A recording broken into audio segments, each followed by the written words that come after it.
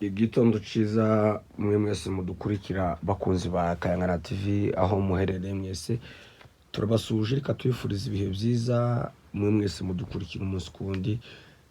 Reka tumwe tubasabe subscribe kuri Kayangana TV, ni byiza kudushigikira ku bantu natwe muza mubikora neza rwose. Reka tubahe ikaze muri aya makuru yo mu gitondo tubashije kwakira mu ngabo zatwirwaneho cyangwa se kubiyise batwirwaneho mu Rwanashaka, ariko biza kuviramo guhinduka cyangwa se kugaragara nabi mu bikorere yabo. Rero reka tubahe ikaze muri uyu mwanya w'amakuru. Hari amakuru atugezeho avuga ku Gatabazi, umuntu uzwi nka Gatabazi Evangeliste yahoze mu karere ka Kayole, I think ni Kayole mu gihugu ca Kenya. Aje nk'umuntu uhanura cyane ndetse na bino by'intambara yigeze guhanura za Bunagana, ahanura no muri za Goma ndetse na za Bukavu ndetse na za Minembwe. Uwo mugabo aratabara aragenda aja muri M23 cyangwa se muri AFC twirwaneho, aragenda aratabara biratinda arakora bucaragaruka. Mwibukamo avuga ka video yagarutse Nairobi avuga ko hari ahantu ataraho gutega umutwe ndetse bishaka no kumuviramo gobwe bisa n'ibitamworoheye. Aravuga hano ayica Nairobi, aratinda aragenda. Kabiri keza asubira mu gisirikare cyangwa se mu cama, aragenda niho yaragize iminsi ingana n'iyingiyi itari mikeya. Ariyo ari kandi abo muntu tuje utagaragara ku ifoto ndetse no kuri kamera, abasha kuba iyo ngiyo mu gisirikare. Rero aho nashaka kubabwira uwo ari we. Amakuru atugezeho nuko aravuga nuko ubu mu gitondo ku munsi w'ejo kuwa kabiri hashize, uyu munsi turi 29 z'ukwezi kwa karindwi. Amakuru avuga ko yuko ejo Gatabazi ari mu gihugu ca Rurambo cyangwa se mu gace ka Rurambo, aho ni muri Haut Plateau, aho ari kumwe n'ingabo zitazwi n'abantu barenga 5, agape k'abantu barenga 5 bakomeje guteza umutekano mukeya muri Rurambo.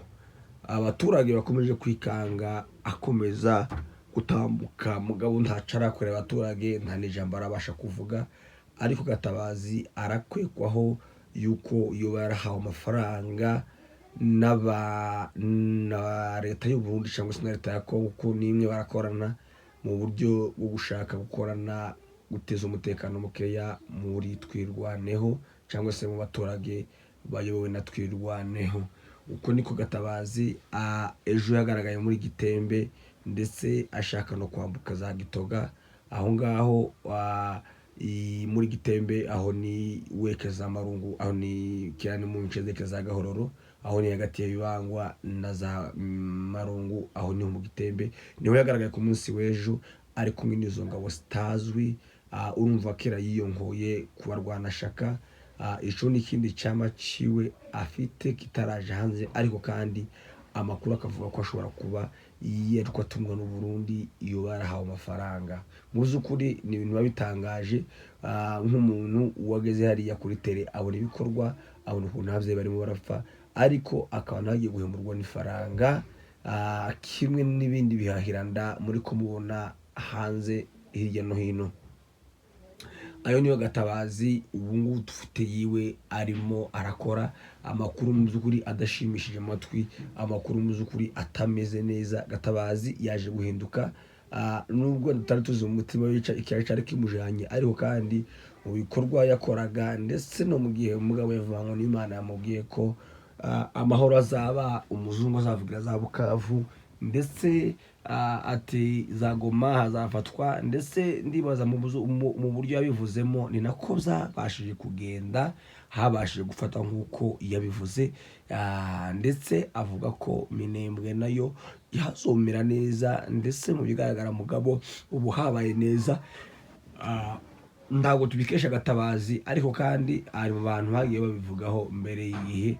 None kuri ubu tuvugana akaba nawe yabashije kwambara umwenda usa n'usize amaraso atari umwenda wera mu by'ukuri w'imisozi miremire. Uko niko byifashe mu by'ukuri, turaza kuyakurikirana tuzabagezaho neza. Ariho Gatabazi ubu tuvugana ari mu kindi cyama, ntabwo akiri mu Rwanda shaka.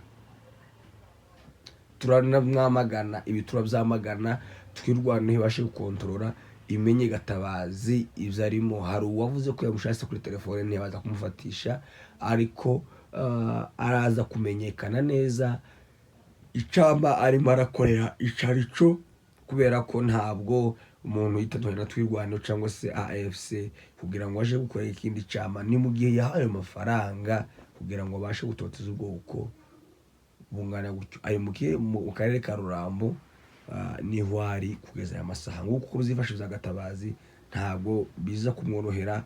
Niyumva kumva ko yitandukanye n'icama, ntabwo biza kumugwa neza. Mwakoze, uko niko bimeze.